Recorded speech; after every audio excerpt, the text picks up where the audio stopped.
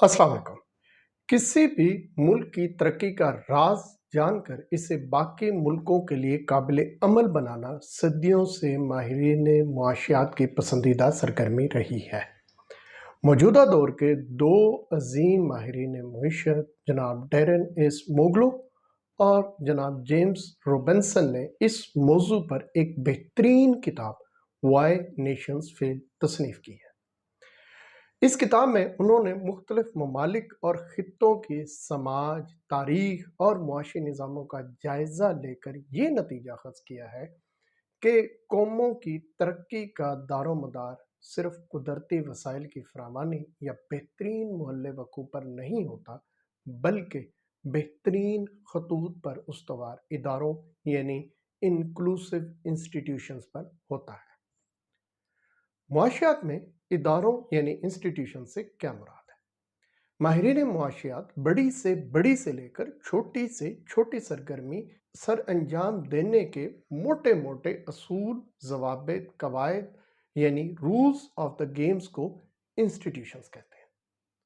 मिसाल के तौर पर कोई सरमायाकार कोई फैक्ट्री लगाना चाहता है, वो कुछ सामान मुल्क से बाहर भेजना चाह रहा है या कुछ सामान मुल्क से मंगवाना चाह रहा है या अपने तैयार करदा सामान की कुछ कीमत मुकर्रर करना चाह रहा है, तो इन फैसलों में उसे कितनी आज़ादी है और कितना वो किसी की इजाज़त का पाबंद है।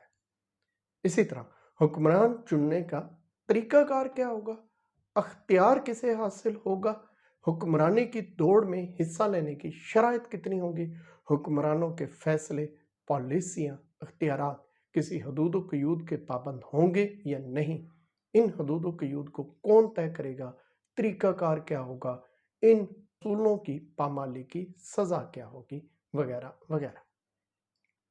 ये तमाम असूल अगर उन खतूत पर उस्तवार हों कि ज़्यादा से ज़्यादा लोग मुआशी और सियासी सरगर्मियों में हिस्सा ले सकें, तो ऐसे इदारों को इंक्लूसिव इंस्टीट्यूशंस कहते हैं। लेकिन अगर ये इदारे किसी ख़ास ग्रुह को बचाने के लिए बनाए गए हों, उनके मफादात का तहफ़्फ़ुज़ करने में सरगर्म हों, तो इनको एक्सट्रैक्टिव इंस्टीट्यूशंस कहते हैं।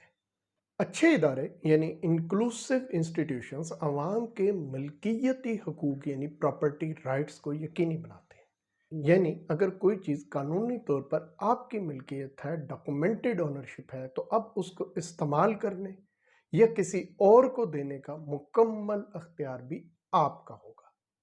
ये नहीं कि इस पर कोई कब्जा कर लेगा या टाइटल ओनरशिप के मसाइल पैदा होंगे। इससे एक तो इस मुल्क की मईशत, इदारों और निज़ाम पर एतमाद पैदा होता है। दूसरा, इससे अपनी मलकियती शय यानी प्रॉपर्टी या रिसोर्स को बेहतर से बेहतर बनाकर इससे ज़्यादा फ़ायदा लेने की कुदरती तौर पर ख्वाहिश पैदा होती है और इसकी कोशिश की जाती है। इसी कोशिश का नतीजा सरमायाकारी की सूरत में निकलता है, इनोवेशंस की सूरत में निकलता है, जिससे मुल्क की दौलत में इजाफा होता है, रोजगार के वसी मौके पैदा होते हैं और मुआशी खुशहाली आती है। किसी भी मुल्क की तरक्की के लिए इदारों की मजबूती से मुराद है कि इन असूल व ज़वाबित का इतलाक सब पर बिला किसी तफरीक हो, ताकि तमाम लोग बराबरी की बुनियाद पर मुआशी व सियासी सरगर्मियों में हिस्सा ले सके, जो बेहतर हो वो आगे निकले।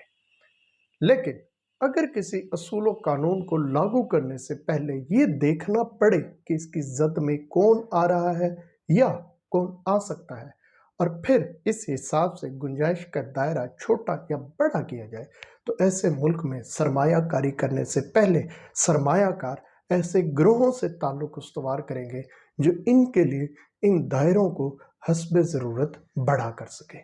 यानी वहाँ रेंट सीकिंग का कल्चर आम होगा और इन ताल्लुकात की तमाम कीमत अवाम से वसूल की जाएगी।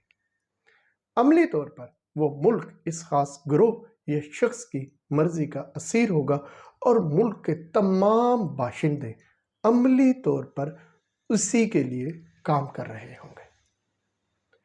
जिसके ताल्लुकात उधर नहीं होंगे, वो सरमाया होने के बावजूद शशोपन का शिकार रहेगा कि कल कला मालूम नहीं असूल ज़वाबित से कैसे खेला जाए।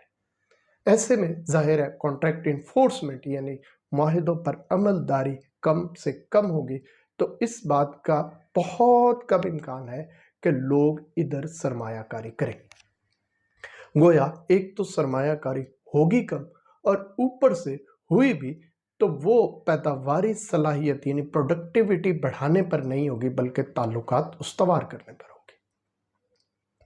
اسی طرح کسی شخص کی سیاسی سرگرمی میں حصہ لینے یا نہ لینے کا فیصلہ اور اس کی کامیابی اس کی گورننس اور پالیسی سازی کی صلاحیتوں کی بجائے اس خاص گروہ سے تعلقات پر منحصر ہوگی۔